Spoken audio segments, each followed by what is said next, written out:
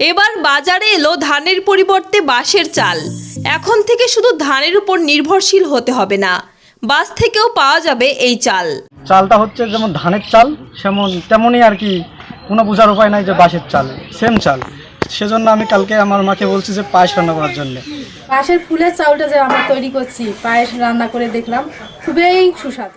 ঠিক ধানের মতো বাঁশবাগানের থোকায় থোকায় ঝুলছে ফুল, আর সেই ফুল সংগ্রহ করে ঝেড়ে মেলে বানানোর পর বেরিয়ে আসছে সাদা ধবধবে চাল।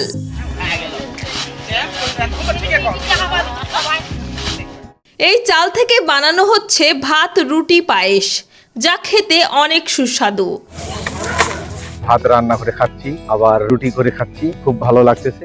খাওয়া যাচ্ছে, রুটি খাওয়া যাচ্ছে, ছাতু খাওয়া যাচ্ছে। গ্রামে এই চালের চাহিদাও বেড়ে গেছে অনেক। সঞ্জু ইতিমধ্যেই 40 টাকা কেজি দরে 3000 টাকার চাল বিক্রি করে ফেলেছেন। কত টাকার চাল বিক্রি করছেন? এই ধরো 3000 টাকা। মাত্র 3000 টাকার চাল বিক্রি করছেন। চাউল দিয়ে আমরা বদল দিছি আর কি।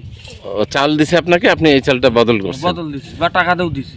টাকা দিয়েও দিছেন, ওই পায়েস খাওয়ার জন্য নিয়ে যাচ্ছে। এখন আপনার কাছে কতগুলো আছে? মানে 6 মনের মতন হবে আর কি। 6 মন অলরেডি আছে। ধানটা আছে। এটাকে কি করতেছেন? আগে শুকাচ্ছেন না পানিতে ভিজাচ্ছেন? পানিতে এবারও ভিজাই নেই আর কি, আনার পর এটা কুলাতে খালি ঝাড়ি নিয়ে মানে করা হচ্ছে, সাফ করানো হচ্ছে। সাফ করে। দিনাজপুরের ফুলবাড়ী উপজেলার সঞ্জু রায়ের অভাবের সংসারে নতুন করে বাঁচার প্রেরণা জুগিয়েছে এই বাঁশের চাল। আর মানে অভাব সংসার, মানে দিন আনে দিন খাওয়া, এগুলো বিক্রি করার পর সংসার আমার মোটামুটি ভালো চলতেছে আর কি। মানুষের চাহিদা কঠিন, আমি চাউল মানে দিতে পারতেছি না। 40 টাকা কেজি বিক্রি করতেছি, চাউল দিতে পারতেছি না, চাউল শেষ হয়ে গেছে। আবার মানে আমি সংগ্রহ করতেছি, করার পর সঞ্জু জানাই এই বাঁশ সাধারণত 50-60 বছরে একবার ফল দেয়, তারপর সে মারা যায়। গ্রামাঞ্চলে এই বাঁশ বেরি বাঁশ নামে পরিচিত, যা জ্বালানি এবং বেড়ার কাজে ব্যবহার করা হয়। মানে এই ফুলটা কত বছর পর হয়? এটা 30-40 বছর পর মানে একবার হবে? একবার হয়ে বাঁশটা আবার মারা যাবে। মানে আর হবে না? না, বাঁশটা মারা এটা যাবে। যেরকম আমাদের বছরে 2বার ধান আমাদের হয়, সেটা এই সিস্টেম না না, ওইভাবে হবে না। একবার হবে। একবার হয়ে বাঁশটা মারা যাবে, হওয়ার পর ওই আবার বিসি পরে আবার কি বাঁশের থুপ হবে। এই বিসি থেকে হয়ে ওটা আসলে এটা কোন বাঁশ?